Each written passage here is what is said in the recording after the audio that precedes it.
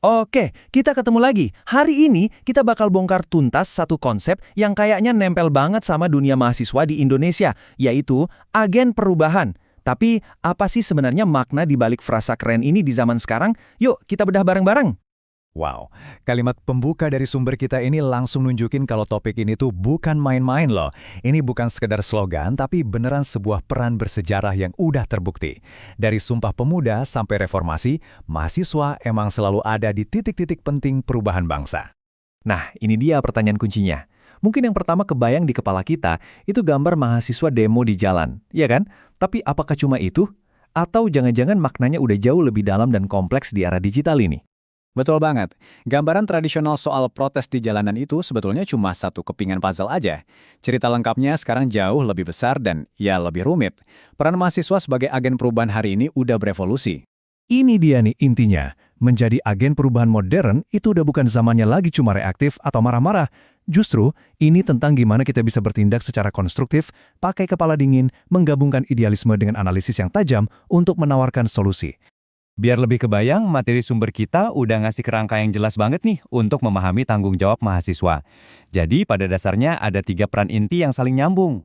3 peran ini, agen perubahan, kontrol sosial, sama Iron Stock, ini tuh satu paket, nggak bisa dipisah-pisah. Masing-masing punya tugasnya sendiri, tapi ketiganya saling menguatkan satu sama lain buat membentuk kontribusi utuh mahasiswa ke masyarakat. Oke, yang pertama, sebagai agen perubahan. Ini peran sebagai inisiator atau pelopor. Mahasiswa itu diharapkan pakai ilmunya buat membaca masalah di sekitar, terus bikin gerakan atau terobosan baru yang bisa bawa perbaikan, entah itu di bidang pendidikan, sosial, atau budaya. Kedua, sebagai kontrol sosial. Nah, ini perannya sebagai penjaga gawang. Mahasiswa jadi semacam jembatan yang mastiin kebijakan pemerintah itu beneran buat kepentingan rakyat. Tapi yang paling penting, kritiknya itu harus pakai data dan argumen yang kuat, bukan cuma modal emosi doang. Dan yang ketiga, Iron Stock. Gampangnya, ini adalah konsep di mana mahasiswa itu aset masa depan bangsa, generasi penerus yang lagi digembleng buat jadi pemimpin. Jadi ini bukan cuma soal IPK tinggi, tapi juga soal membangun karakter dan integritas yang kokoh. Oke, sekarang kita flashback sedikit. Gimana sih 3 peran tadi dipraktekkan sepanjang sejarah Indonesia? Karena ini bukan cuma teori di atas kertas, tapi beneran ada jejaknya. Polanya kelihatan jelas banget kan? Di tahun 1928, kekuatannya ada di gagasan kebangsaan. Tahun 66, peran kontrol sosialnya nonjol banget. Terus 98, mahasiswa jadi pemicu perubahan politik raksasa. Nah, kalau hari ini, tantangannya beda lagi. Gimana caranya melawan banjir hoax dan membangun gerakan yang solid di tengah dunia digital yang serba cepat ini. Terus, gimana caranya mahasiswa bisa berkontribusi sekarang? Nah, sumber kita mengidentifikasi ada 5 tipe atau 5 jalur berbeda yang bisa ditempuh buat menciptakan dampak. Coba kita lihat tabel ini.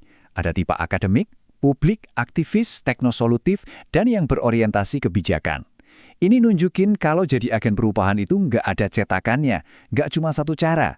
Setiap jalur punya fokus dan kontribusi uniknya masing-masing. Tipe akademik ini ibarat fondasi rumah.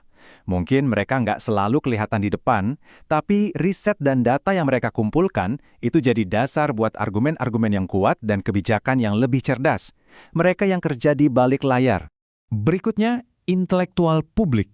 Mereka ini adalah komunikator ulung, penerjemah gagasan-gagasan rumit jadi bahasa yang gampang dimengerti. Di zaman sekarang di mana hoax bertebaran, peran mereka buat menjernihkan informasi dan mengedukasi publik itu penting banget. Nah, kalau yang ini mungkin yang paling kita kenal. Intelektual aktivis itu yang benar-benar turun gunung. Mereka langsung terjun ke masyarakat, mengorganisir warga, melakukan pendampingan, dan mendorong perubahan lewat aksi nyata di lapangan. Wah, ini nih yang kekinian banget, intelektual teknosolutif. Mereka ini para inovator. Daripada cuma ngeluh atau kritik, mereka langsung coding solusinya. Mereka bikin aplikasi, program pemberdayaan, atau teknologi yang benar-benar menjawab masalah spesifik di masyarakat. Terakhir, intelektual berorientasi kebijakan. Mereka ini fokusnya mengubah aturan main. Mereka paham seluk-beluk birokrasi dan regulasi, lalu pakai pengetahuannya buat ngawal dan mempengaruhi kebijakan dari dalam sistem. Ini adalah permainan jangka panjang. Setelah kita lihat semua peran dan jalur tadi, pertanyaannya balik lagi ke kita masing-masing. Apa sih modal atau bekal utama yang harus dimiliki seorang agen perubahan modern biar bisa kasih dampak yang nyata? Oke, ini dia rangkumannya. Perubahan itu selalu dimulai dari diri sendiri, dari integritas kita. Terus kita harus mau kotor, terlibat langsung sama masalah, jangan cuma lihat dari layar HP. Gunakan data, bukan cuma perasaan. Dan yang paling penting, jangan kerja sendirian, berkolaborasilah. Ingat, perubahan besar itu seringkali adalah tumpukan dari banyak aksi kecil yang konsisten. Pada akhirnya, semua gerakan besar, semua inovasi keren, semua perubahan dalam sejarah itu selalu berawal dari satu hal yang sama, sebuah gagasan. Nah, pertanyaan terakhir untuk kita semua, gagasan apa yang akan kamu mulai? Terima kasih sudah menyimak.